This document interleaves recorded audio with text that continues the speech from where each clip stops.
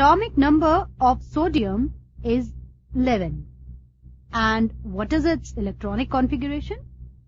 It's 2, 8, 1. On the other hand, the atomic number of chlorine is 17. So its electronic configuration is 2, 8, 7.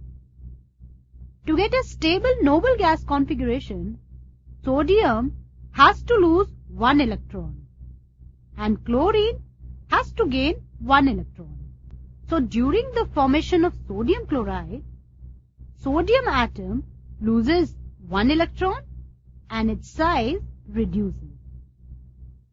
Chlorine atom, on the other hand, gives this electron, and what happens to its size? Well, its size increases.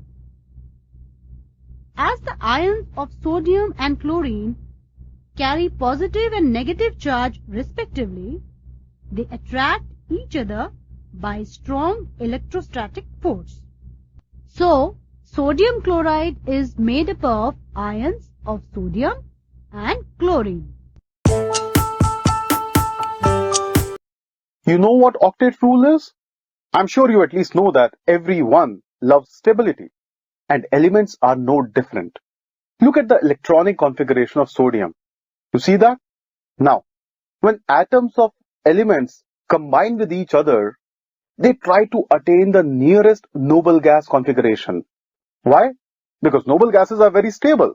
So in the process of combination, elements try to attain the configuration of a noble gas.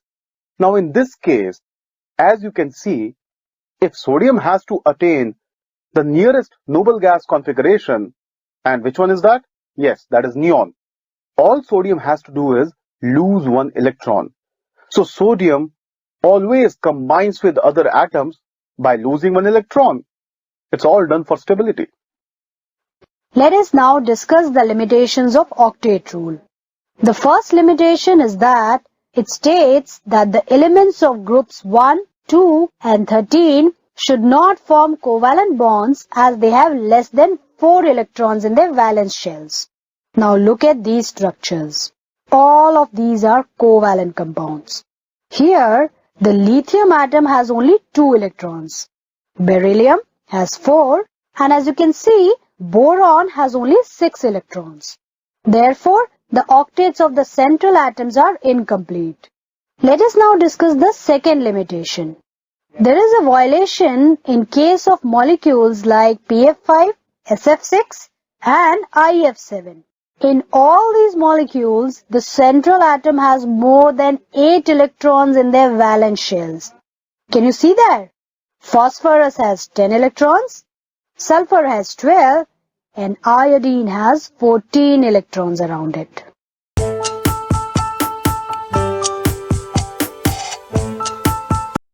What are binary compounds?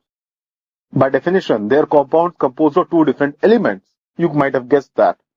Now, how do we write the chemical formula for these compounds? For that, let me take an example. Let's say we want the chemical formula of hydrogen chloride. What we do is, we first write the constituent elements and their valencies, and then we cross over the valencies. Let's see. Hydrogen chloride has hydrogen and chlorine. The valencies of both of them is 1. Now we cross over the valencies to write the formula, which quite clearly is HCl. So the chemical formula of hydrogen chloride is HCl. Let's take one more example. Magnesium chloride. It is composed of Mg and Cl. The valency of magnesium is 2 and that of chlorine is 1. We write that. We cross the valencies. So the molecular formula becomes MgCl2. So the chemical formula of magnesium chloride is MgCl2. Also notice, here 1 magnesium ion and 2 chloride ions balance their charges to form a neutral compound, which obviously is MgCl2, magnesium chloride.